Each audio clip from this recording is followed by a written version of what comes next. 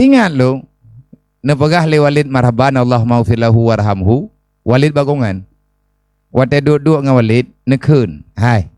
Nyokan menyana mudah rezeki ketinga kakak pegot rumah menyana peng geberi li Allah na rezeki ataupun kakak pegot rumah so yang pegot pegoi.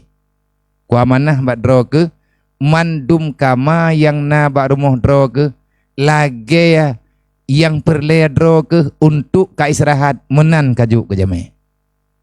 Mak tu Walid pakai ban. Ka pegot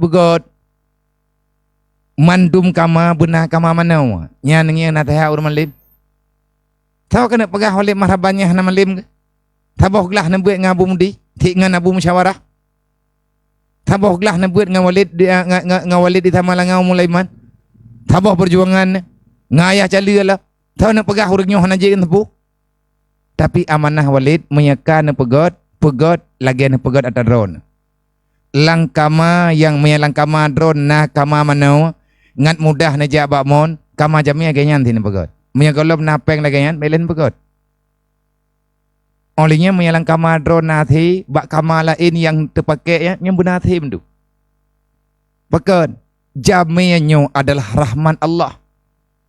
Gejah urumuh tanyo melikat genyan wow meribe boh penyakit yang nala rumuh tanyo ge utheli Allah ge picrok li malaikat melikat ge tubiat jamai nang kejet betrep-trep jamai rumuh tanyo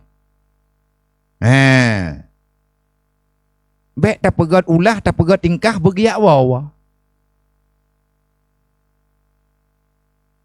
ate takalan kan ate ni pegah haba urang malib-malibnyo yang memang nak amalkan ata yang kanayo man urang yang hana mufhum pegah haba macam-macam dum mungkin lagi tak dengar komen bapi kena komen bak TikTok punya tempat tak baca lucu-lucu ke deh berat ke deh malib mesti tak buat komen-komen ni kan tang-tang abu ya aja pun bak ji ke berat nyampan malib ni bak diukur urang kamu dunia lah tok ji akhirat semayang sebuah time no yang kau berat akhirat i luhutan Jumaat han ngan mai buno cauro yang hanai leke kau tak kuat mai watai komen ubena urang semayang mandum salah baji nyantau iblis modern baru modern iblis yang pegah anak jin yang pegah lagi kemala benar yang kena tehat long na tehat nak menyen nyan ban ông hate getanyo tapu banding-banding udip lang dunianyo maka dalam halnya be beo syaram dua lethat manteng ado getanyo yang belum selesai